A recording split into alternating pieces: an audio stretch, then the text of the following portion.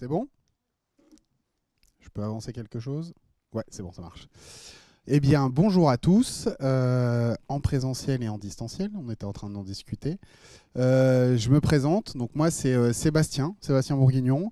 Je suis directeur conseil chez Sopra Steria Next. Je travaille au centre d'expertise digitale, tout comme Pierre tout à l'heure qui était juste avant sur sa présentation AG2R. Je suis en charge d'une tribu, puisque on en parlait aussi ce matin. On est organisé aussi comme ça au centre d'expertise digitale sous la forme de tribu. Et je gère une tribu, je pilote une tribu qui s'appelle Corporate Hacking et qui accompagne la transformation de ses clients au travers du déploiement des pratiques autour de l'agilité, du product management et de l'innovation. Donc ça, c'est notre job au quotidien. Et à côté de ça, ou on va dire lié à ça, je travaille avec Sabrina, que je vais laisser se présenter après, depuis le début de l'année, justement sur le projet de transformation qui est mené chez Covea. Oui, donc bonjour à tous, Sabrina Communier, je suis manager du département support projet. Je travaille à la DTSI, je vais faire une présentation tout à l'heure de notre organigramme. 20 ans de travail chez Covea, un parcours de développement, intégration, pilotage de version comme on dit chez nous, et puis chef de projet aussi en V. Et désormais donc responsable de la structure support au projet qui accompagne nos chefs de projet essentiellement dans le déploiement de leur projet. Et donc des pratiques projets qui vont avec. Du coup, dont l'agilité fait partie. Bien sûr. Et donc, cet après-midi, ce qu'on va vous présenter, c'est un peu le journey, comme on dirait, le parcours, le cheminement qu'a suivi Covea depuis ces dernières années pour en arriver là où ils sont aujourd'hui en termes de transfo. Et avant de commencer, je vais revenir rapidement sur ce qui motive, puisqu'on a vu quand même un autre assureur juste avant venir nous présenter aussi ces enjeux de transfo. Ce qui motive aujourd'hui le secteur de l'assurance aussi à se reposer la question de pourquoi on doit, nous, en tant qu'assureurs, changer notre modèle, changer notre approche pour délivrer de la valeur plus rapidement à nos clients et finalement soutenir la compétition à laquelle on est soumis depuis ces dernières années. Un des premiers axes sur lesquels aujourd'hui les assureurs ont la nécessité, un des premiers enjeux sur lesquels les assureurs ont la nécessité de se transformer, c'est celui de la fidélisation. On est sur un secteur d'activité qui est extrêmement tendu, un marché qui est ultra dense, extrêmement concurrentiel, et où finalement on a besoin de pouvoir garantir et de pouvoir sécuriser ses clients pour éviter justement de réinvestir d'année en année sur finalement de l'acquisition de ces nouveaux clients. Et donc pour ça, il faut pouvoir proposer à ces clients une expérience hyper personnalisée, hyper pertinente. Et donc proposer le bon service au bon moment. Ça, c'est quelque part, on va dire, l'entrée de gamme quand on a cet enjeu-là.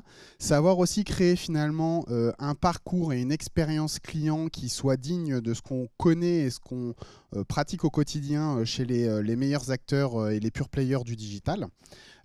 Transformer et puis aussi démultiplier les points de contact qui sont aussi traditionnellement des points de contact plutôt douloureux, hein, puisque on va avoir le point de contact initial au moment où on va signer son contrat, et puis souvent le point de contact suivant, c'est soit quand on s'en va, soit parce qu'on a eu un sinistre ou un problème dans sa vie.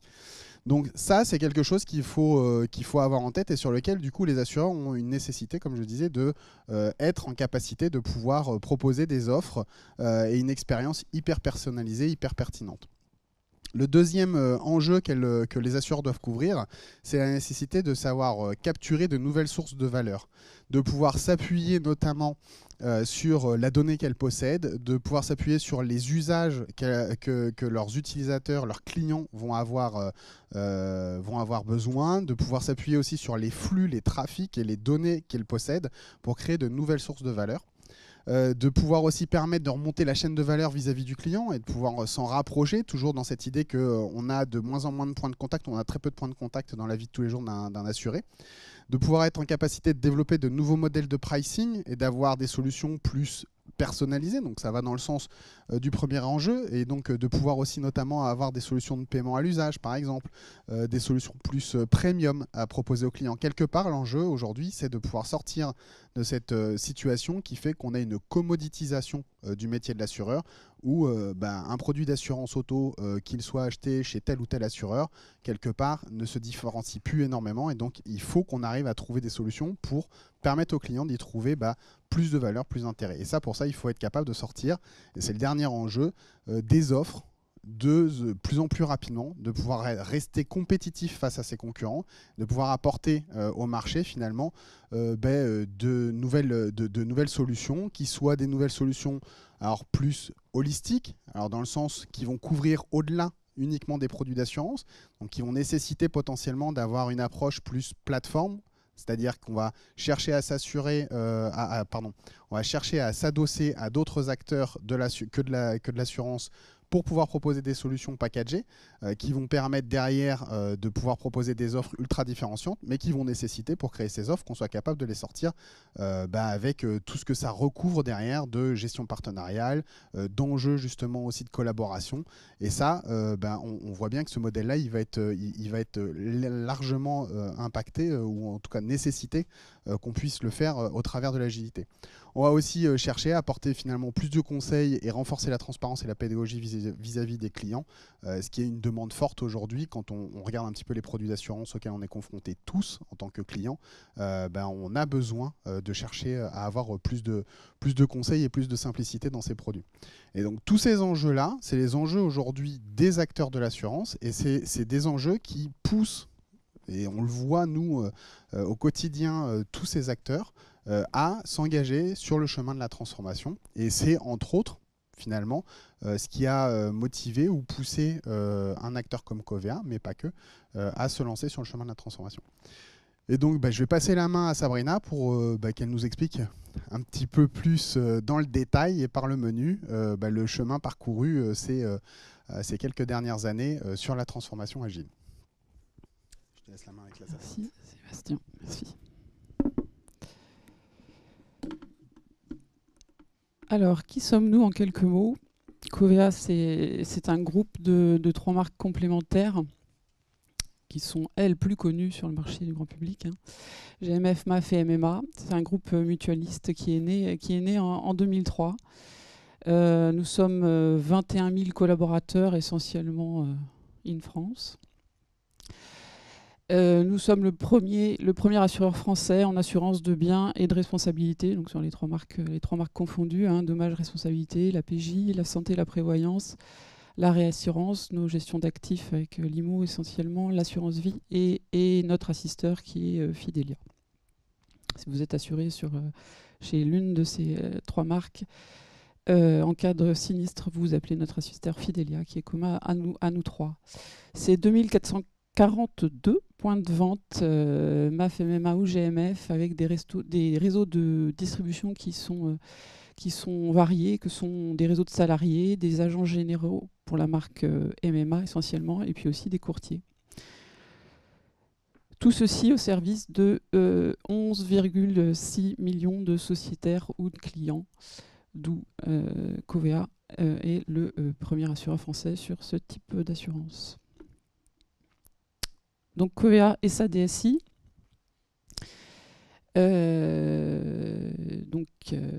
À gauche, vous avez la Direction générale de la transformation et des activités internationales, qui est notre grand patron. Donc.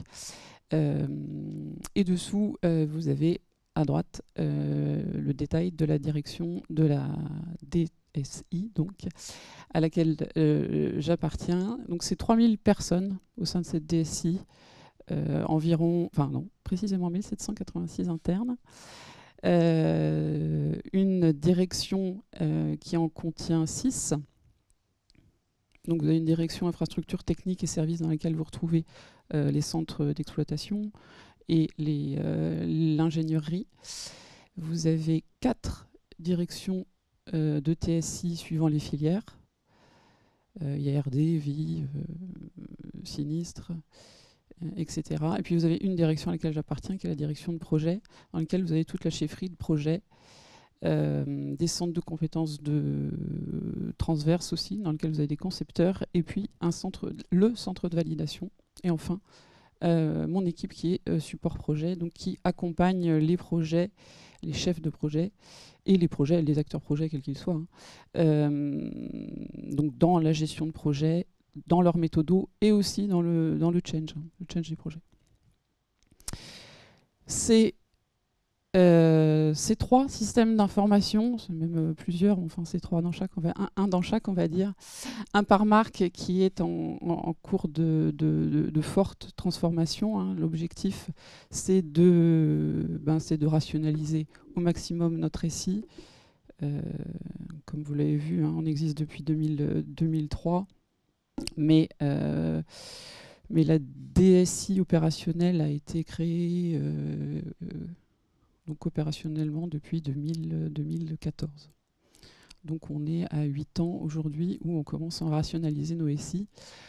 Et c'est d'ailleurs le message de notre ambition, hein, c'est vraiment, on a formalisé notre schéma directeur qui est la rationalisation et la mise en plateforme de quasi tous nos SI. Dans ce cadre, on a décidé, donc la DSI a décidé d'engager plusieurs chantiers pour soutenir cette stratégie de déploiement de ces 3 marques. Donc cette cible-là, c'est l'intégration des nouvelles plateformes, tu en as parlé tout à l'heure Sébastien, des nouvelles plateformes progicielles au sein de notre système d'information, donc qu'on se doit d'intégrer dans notre écosystème global. Donc vous avez quasiment les majeurs là sur le marché, je pense, et tout ça depuis peu. Hein.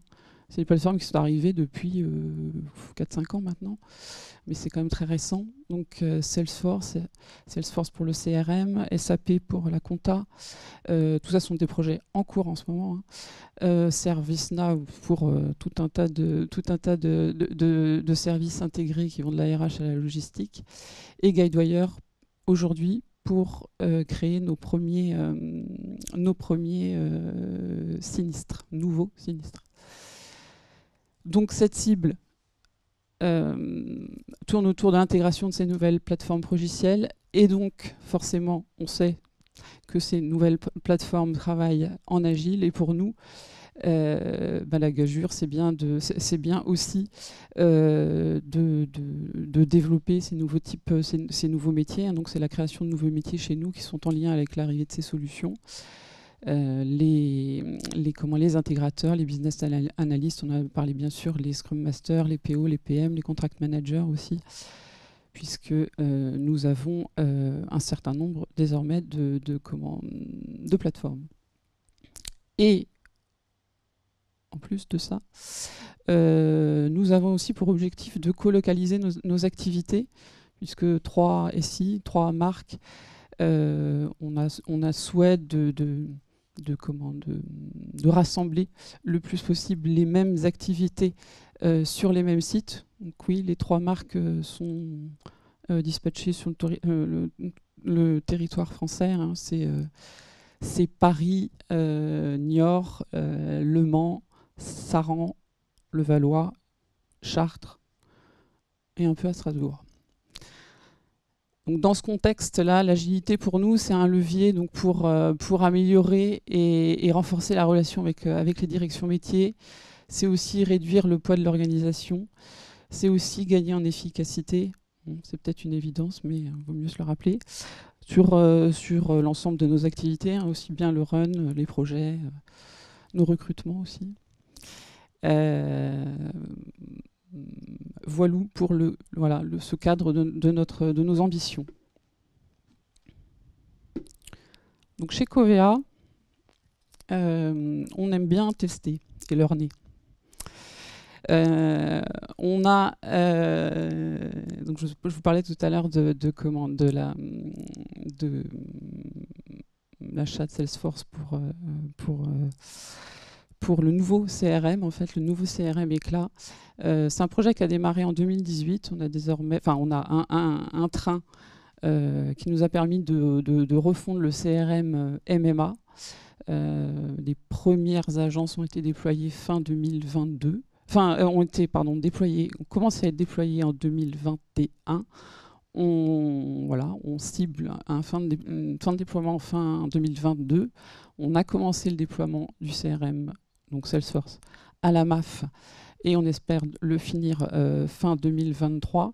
Tout ceci donc déployé avec Salesforce, basé sur un framework SAFe. C'est un programme qui implique un peu plus de 150, je crois qu'aujourd'hui on est à 170 personnes, dans laquelle donc, on a en prod 12 releases désormais. On est en train de faire la 13e. On embarque évidemment aussi bien des équipes IT que business. Ça a été le tout premier projet fait sous SAFe de chez Covea. Le deuxième programme de grande ambition aussi, c'est notre programme de gestion de réclamation. Je vous parlais tout à l'heure des sinistres avec Guidewire. Il a démarré récemment, celui-ci. C'est le petit dernier. Il est basé sur la méthodologie SurePass, qui est recommandée par Guidewire, avec lequel ils arrivent en fait. Et que c'est un dérivé de SAFe. Le delivery du premier MVP, donc c'est les sinistres sur les professions libérales, a été livré là, en fin mai 2022. C'est un programme qui implique à peu près 70 personnes, IT et business. Donc ça, ce sont les deux gros programmes SAFe. Et puis à côté de ça, on a une TSI digital et relations clients, qui fait partie des TSI que je vous ai présenté tout à l'heure, qui contribue évidemment à ces programmes-là, mais qui aussi utilise le framework Scrum pour développer un certain nombre de projets digitaux.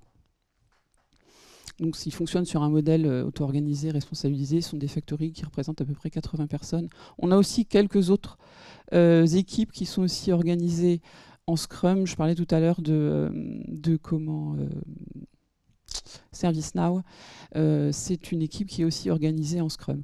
Donc, au bout du bout, sur 1770 personnes internes à la DTSI, à la DSI, voilà, on a à peu près 200 personnes, on va dire, qui pratiquent, entre 200 et 250 personnes qui pratiquent quotidiennement l'agilité. On en a 50% qui ont été formés. Et donc, ce qu'on constate, c'est une hétérogénéité de nos pratiques à la DSI, donc tous ces gens-là qui souhaitent cranter, parce que finalement, c'est quand même assez efficace, ce type de pratique. Et puis à côté de ça, quasiment 50 autres % qui n'en ont, je ne vais pas dire jamais entendu parler, mais en tout cas qui ne l'ont jamais pratiqué, ça c'est sûr, et qui s'interrogent sur ces pratiques, sur ce vocabulaire aussi là, qui commence quand même à émerger, même si on ne fait pas de Scrum tous les jours, on entend backlog, on entend sprint, on se demande bien ce que ça veut dire. Et voilà, c'est un vocabulaire qui commence quand même sérieusement à apparaître dans le quotidien de tous, même pour ceux qui n'ont jamais pratiqué.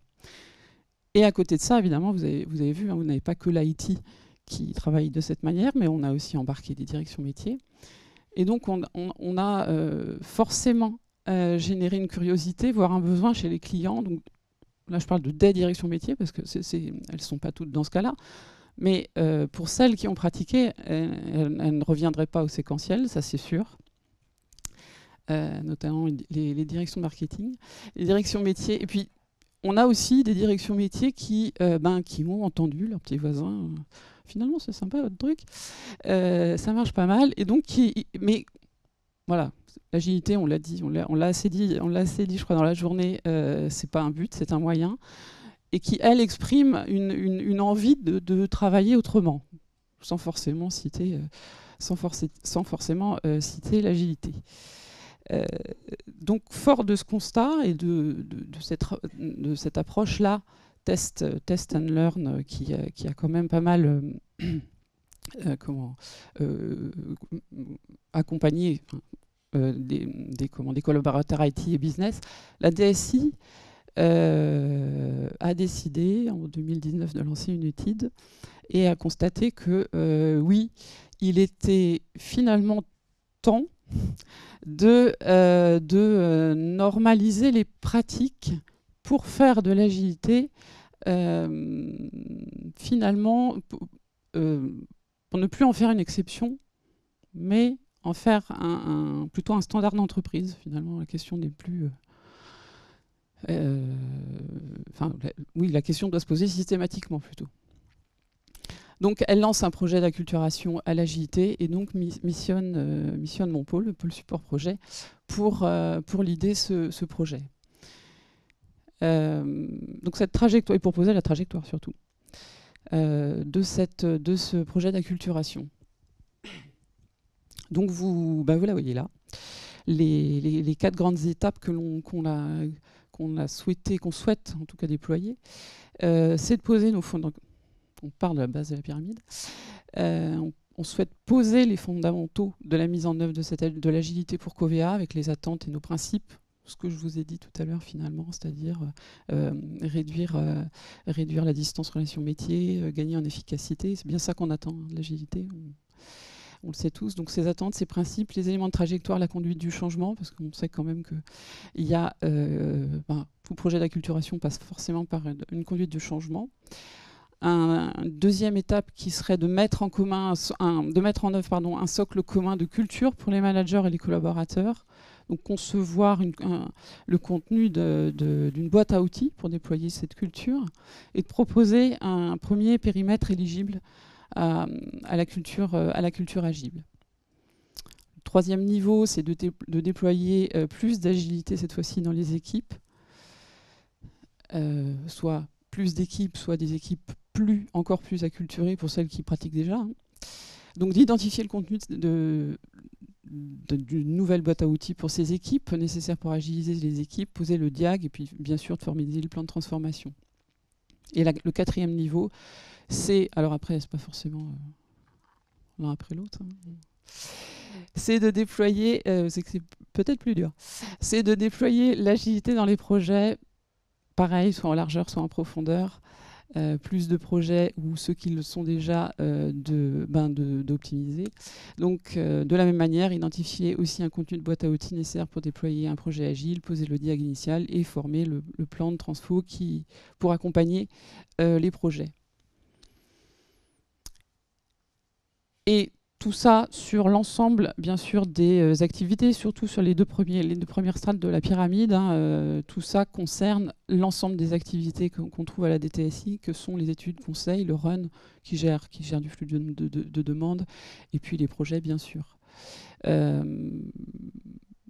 Et donc missionné par Pôle Support Projet, qui met en œuvre ce centre d'excellence pour la mission générale qui est de démystifier l'agilité, offrir justement ces services de lancement et d'optimisation pour les équipes et les projets, d'adapter l'écosystème, on en a pas beaucoup parlé ce matin, d'adapter l'écosystème d'exécution de l'agilité, voilà, pour le rendre plus naturel, et d'animer l'excellence agile de la DSI.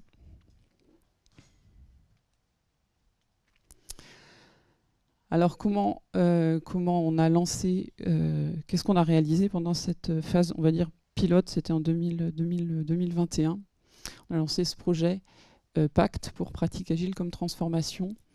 C'est une démarche, donc rappelez-vous la deuxième strate de la pyramide, hein, c'est une démarche d'acculturation qui a été ouverte à tous et basée sur des ateliers, donc des ateliers sur mesure à chacune des équipes qui s'étaient portées volontaires, parce que finalement cette démarche d'acculturation c'est basé sur le volontariat. Hein.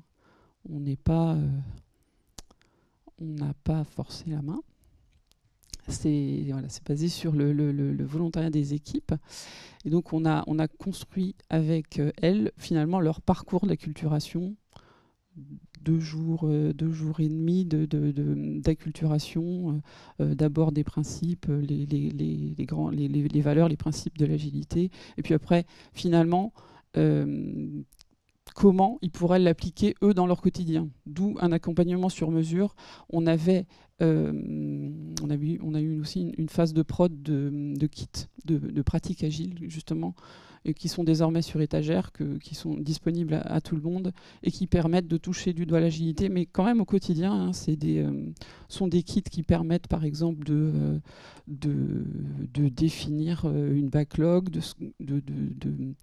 toucher du doigt qu'est-ce que la gestion collective, du backlog, la priorisation aussi, la posture managériale aussi. Il y a pas mal de choses sur les relations inter-équipes. Donc voilà, tout ça, il y a 16 kits pratiques qui sont utilisables par toutes les équipes. Et pour une dizaine d'équipes, on a accompagné plus d'une dizaine d'équipes d'ailleurs, vraiment dans l'application au quotidien, dans leur quotidien, pardon, de des kits qu'ils ont choisis eux-mêmes. Et en parallèle de ça, on a aussi mis en place la communauté de champions. Alors c'est pas qu'il n'y en avait pas, parce qu'il y en avait sur le projet, le programme Éclat, mais c'était une communauté très liée au programme, évidemment. Là, c'est une communauté qu'on a montée transverse DSI. Donc qui était composée de tout type de métier lié à l'agile, évidemment. Et suite à ça, nous avons construit notre offre de service, l'offre de service de PSP. Je veux dire plutôt l'enrichir, puisque avant même qu'on lance ce programme, ce projet, Support Projet avait déjà une offre de service liée au projet et notamment à l'accompagnement des projets cycle en V. Et ben là, on a tout simplement enrichi de l'agilité. Donc vous voyez là deux lignes de service. On a deux grandes lignes de service. Une proposée pour les projets en orange, l'autre proposée en gris pour les équipes. Donc en orange, nous l'avons enrichi de tout ce qui est agile. Vous avez 3 niveaux ici de service. Le premier qui est l'acculturation, tout simplement. L'acculturation, comment acculturer mon équipe à la démarche projet agile. Le deuxième niveau, c'est comment lancer mon projet en agile. Et le troisième, c'est comment optimiser mon projet qui est déjà agile. Et voilà, je voudrais faire mieux. Donc c'est là que vous retrouvez les diags notamment. Et les plans, bien sûr, les plans d'action. À chaque fois, vous avez des niveaux hein, de conseil ou de coaching. Et le dernier, l'autre ligne de service, c'est la ligne de service qui accompagne cette fois-ci les équipes, où là, vous avez 3 niveaux de service aussi. C'est les mêmes, hein, c'est l'acculturation, le lancement d'une équipe agile. Voilà. On a complètement transformé l'équipe de GED qui avait 3 activités, conseil, développement et test, je crois, non, intégration. Voilà, celle-ci, elle a fait appel à nous pour entièrement se refondre. Donc on a positionné 3 PO, désormais en plus avec un centre de service externalisé. Donc c'était une expérience très, très enrichissante. Donc voilà, typiquement, ils ont fait appel à nous pour se restructurer entièrement. Hein. Et donc ils ont utilisé ce service-là que l'on nomme mise en place de l'activité de mon équipe dans un mode agile. Vraiment l'init, le lancement, la transformation complète d'une équipe. Et la troisième, c'est l'optimisation pour des équipes qui le seraient déjà. J'ai envie de dire, destiné au Digital Factory, au Salesforce Factory, qui le sont.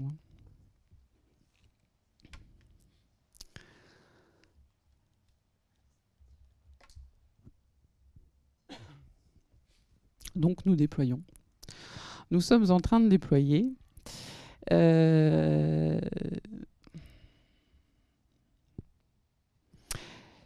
Donc je vous parlais d'un accompagnement, d'une acculturation sur mesure. En 2021. Et quand Sopra nous a rejoints, après un diag d'effectivement de cette phase pilote, on a décidé de passer plutôt à un accompagnement, cette fois-ci de masse, une acculturation de masse.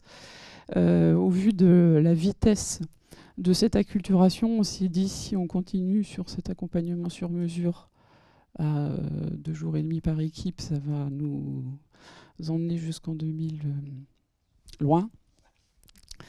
Et finalement, on a basculé notre trajectoire d'acculturation. On a bien maintenu bien sûr hein, notre offre de service, notamment pour les transformations équipes et les transformations de projets, mais le service d'acculturation, le tout premier niveau, plutôt que de le faire sur mesure, comme on le proposait, on a décidé de le faire en masse. Donc on est en train aujourd'hui, enfin je dis aujourd'hui, on a commencé il y a 15 jours, mais d'organiser pour la moitié de la DTSI, tous ceux qui n'ont pas encore été acculturés, des sessions d'acculturation de masse. Donc ça dure une demi-journée, et là, en une demi-journée, on passe effectivement, enfin on explique au travers de, bon, c'est assez ludique, hein, toute une demi-journée consacrée à l'agilité, donc les valeurs, les principes, un serious game. Je vais en oublier, mais c'est en cours. Voilà, tout le monde, ou c'est quasi la moitié de la DTSI, qui aujourd'hui est inscrit à ces sessions d'acculturation. Donc voilà. Dans cette trajectoire, je parlais de trajectoire tout à l'heure, sur l'acculturation, on a modifié, on a un peu pivoté quand même. On est passé de l'acculturation sur mesure à l'acculturation de masse, mais on maintient bien notre offre de service parce que ce qu'on voulait faire surtout, ce qu'on veut faire, hein, l'objectif in fine, c'est quand même, au-delà de l'acculturation, c'est bien d'aller transformer les équipes et les projets. C'est quand même l'objectif prioritaire. D'où l'objectif à court terme d'acculturer tous les collaborateurs de la DTSI, et donc cette transformation de trajectoire.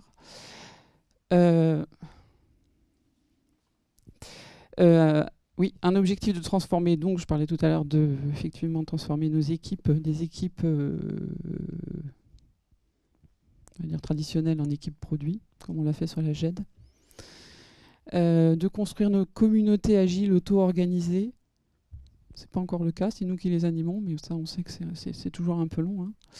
Et de piloter nos KPI qui nous permettent de suivre l'évolution de notre justement agilité.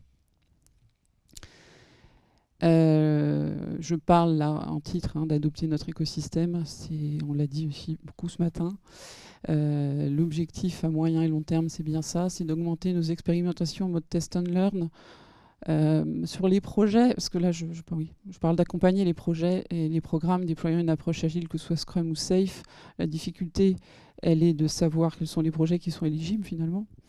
L'objectif, ça n'est pas de forcer systématiquement l'agilité sur les projets, mais c'est quand même bien systématiquement de se poser la question. L'objectif, c'est bien celui-ci, parce que, in fine, s'il n'y a pas de raison valable, partons en agile. Ce sera ça l'objectif. C'est de transformer aussi à peu près 30 équipes, c'est ce qu'on se donne comme objectif. Alors ça fera environ une quarantaine d'équipes, parce qu'on a à peu près 40 équipes qui seraient susceptibles de travailler qui auraient un modèle opérationnel qui serait proche d'un mode éditeur finalement, ce qu'on appelle l'éditeur interne, hein, comme la GED par exemple, où voilà, ils connaissent leur roadmap, et ils peuvent la communiquer, et du coup pour tout usage qui a besoin de GED, finalement ils s'inscrivent dans cette roadmap. C'est même carrément ça l'objectif. C'est bien que ces équipes-là se transforment en équipes produits intégrés finalement. Et puis de transformer notre écosystème pour lever les freins, notamment autour de la gouvernance alors on appelle ça la gouvernance des investissements, et tout ce qui est lancement de projets.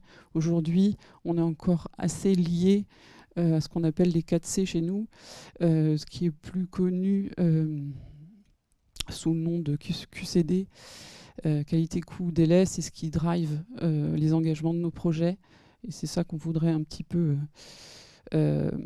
modifier pour finalement un peu moins lier l'ultra contenu des projets à l'engagement. Je pense qu'on n'est pas les seuls à ce problème. Voilà, je parle du processus projet, et donc là je parle pour le coup de l'AVP, l'avant-projet, pardon. Et c'est bien là, à ce moment, au moment de l'avant-projet où ça se décide, et c'est là où aussi se décide le fait de partir en agile.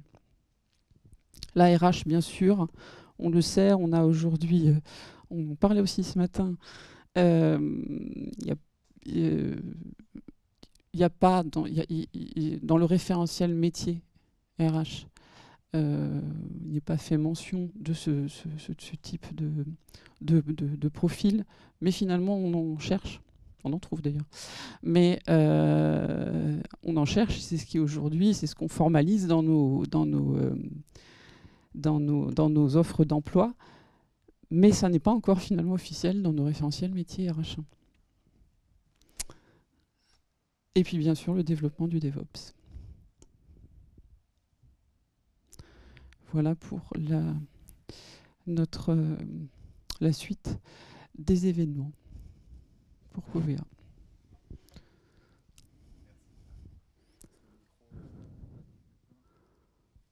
Deux à deux.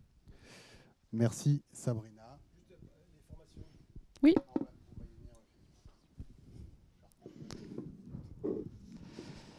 Alors les formations, oui, effectivement. Alors elles ont été pendant longtemps en externe. Désormais, c'est mon pôle qui s'en charge. Donc, alors je parle là essentiellement des formations Scrum, hein. Safe, non, on est à l'externe aujourd'hui. On n'a pas encore. Enfin, vous avez vu, hein, aujourd'hui, on a un train safe. Enfin, il y a quand même, il y a le CRM Éclat plus Guidewire qui travaille en safe, mais au-delà, on n'a pas d'ambition encore plus déployée que ça. Donc voilà, on préfère passer à l'externe en safe. Mais en Scrum, tout est chez moi. Enfin, tout est en interne Covea, oui. Alors juste pour venir aussi rajouter un petit peu sur ce que vient de nous présenter Sabrina, donc vous aurez constaté une certaine singularité par rapport à tout ce qu'on a eu comme retour d'expérience depuis ce matin aussi dans l'approche de transformation de Covea. C'est ça qu'on voulait vous partager. C'est vrai qu'on voit dans certains contextes qui ont été partagés des contextes de transformation très dirigés, très top-down, du coup, alors qui sont extrêmement intéressantes, et c'est pour ça qu'aussi les questions du sponsoring, notamment direction générale, qu'on a pu voir dans d'autres ex, étaient intéressants. Aujourd'hui, ce qu'on a dans l'approche de Covea, c'est ce que nous disait Sabrina à l'instant, c'est-à-dire qu'on est sur une approche très... alors c'est base du volontariat, stratégie des petits pas, donc on n'impose rien à personne. Par contre, on donne les moyens à qui le souhaite de pouvoir engager sa propre transformation localement. Il n'y a pas de volonté de déploiement massif d'un framework ou d'un autre. Aujourd'hui, vous l'avez vu, il y a des programmes qui sont lancés en safe, qui fonctionnent très bien, et c'est des belles réussites internes, mais en même temps, tous les projets de Covea n'ont pas vocation à couvrir des volumes d'activités qui justifient qu'on lance un train safe partout et à tous les étages. Donc il y a beaucoup plus de logique aujourd'hui à se poser la question, dans certains contextes, d'approche et d'organisation produit, où là, effectivement, on a... c'est peut-être ça qu'on peut repréciser, mais dans la logique de Covea, la création de la structure Covea, elle a vocation aujourd'hui à servir finalement des enjeux de synergie entre trois marques différentes. Et le premier niveau de synergie, forcément, il est sur l'IT. Et donc c'est comment de trois marques et trois SI différents, on crée au fur et à mesure sur chaque brique fonctionnelle, business, des socles qui permettent de servir toutes les marques. Et donc, dès lors qu'on rentre dans cette logique-là, on parle de logique éditeur finalement. La DSI se positionne comme un éditeur de solutions vis-à-vis des trois marques, qui elle-même s'appuie sur d'autres éditeurs qui lui fourniront la solution socle, que ce soit du Salesforce ou du Guidewire comme on parlait, mais y compris sur du développement spécifique. Et donc toute la question derrière, c'est comment on s'organise de ce côté-là pour avoir une logique produit et moins une logique projet telle qu'elle est faite aujourd'hui. Donc tout ça, c'est ce qui met un peu voilà, le projet de transformation de Covea sur un angle assez intéressant à regarder. Et puis du coup aussi la manière dont la transformation finalement est menée depuis 2018 avec le premier projet qui a été lancé sur Safe. Est-ce que vous avez des questions? Moi j'en ai une. Vous parliez sur la fin que les à faire, c'était l'intégration dans le référentiel métier des nouveaux profils. C'est quoi l'attente des collaborateurs ou le risque de ne pas le faire en fait? C'est un peu ce qu'on a entendu ce matin, c'est finalement quelle est leur trajectoire professionnelle. Je pense que pour beaucoup, voilà, on parle de Scrum dans une équipe, dans une autre équipe, dans une troisième équipe, et après, c'est quoi le next step? Et je pense que c'est ça en fait, qu'on leur doit, en tout cas. Je ne sais pas s'ils l'expriment comme ça, mais je pense qu'on leur doit. Oui. Merci.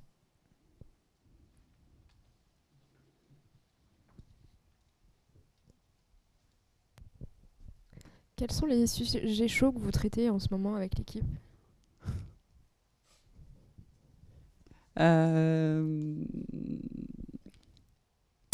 C'est justement comment est-ce que l'on peut, comme on disait tout à l'heure, je parle d'une offre de service, qui dit offre de service dit financement. Et aujourd'hui, un des sujets un peu délicats, c'est effectivement l'investissement. Enfin, donc, un service se paye. Et aujourd'hui, c'est l'investissement qu'on a un peu de mal à aller chercher auprès des projets pour justement bénéficier de ce service. Aujourd'hui, c'est celui-là, le sujet chaud. Ça, c'est la difficulté. On le savait, hein, mais voilà, on a du mal aujourd'hui comment dire, à faire comprendre que pour faire autrement ou pour faire mieux, faut investir avant.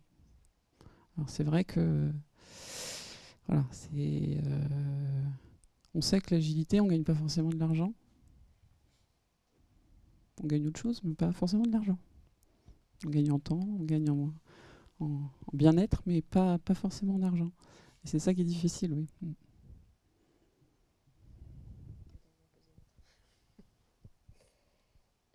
Et du coup, comment vous avez fait aujourd'hui pour que les projets vous connaissent et savent qu'ils peuvent compter sur vous dans leur démarche de déploiement de l'agile?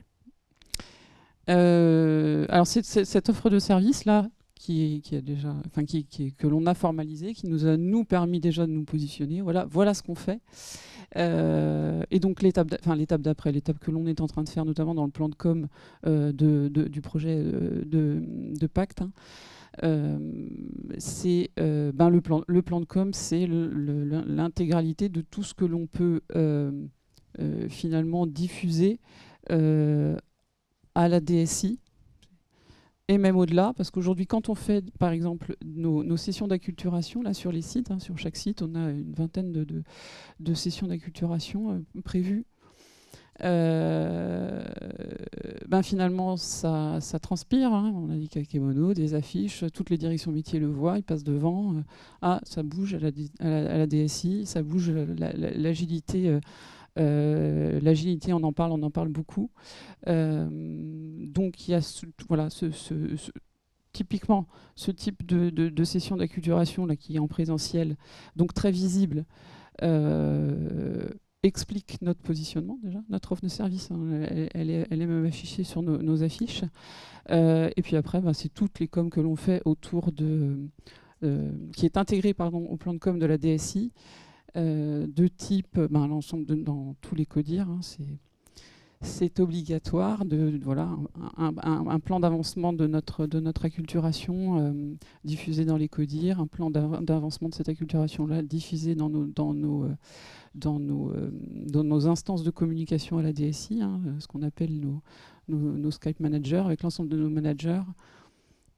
On est à 200, un peu plus de 200 managers à la DSI. Donc voilà, on a des points de rencontre tous les 3 mois. Donc voilà, tous les 3 mois, on parle de Pacte. Merci. Alors sauf s'il y a une autre question, je vais poser la dernière. Oui. De quoi vous êtes le plus fier de ce qui a été réalisé dans ce cadre-là?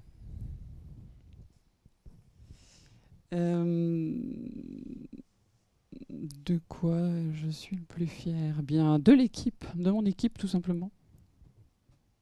Tout simplement parce qu'on a réussi on est parti, je ne veux pas dire qu'on est parti de rien, mais pas loin. Ce sont des gens qui sont arrivés sur le projet Pacte, enfin voilà, recrutés pour le projet. Donc voilà, on avance pas à pas, c'est pas toujours facile, mais on a beaucoup, on est connu maintenant déjà, on est connu, reconnu. En acculturation, il n'y a absolument aucun doute, on sait le faire. En formation, on sait le faire aussi. Voilà, là le step d'après, c'est sur les projets, bien sûr. Les équipes, on n'est pas loin d'être bien reconnus aussi. Donc voilà, tout simplement, oui, c'est l'équipe mon équipe, voilà, qui porte cette offre de service là et voilà, qui va déployer donc l'agilité à la DSI. Très bien, merci beaucoup. Je vous en prie.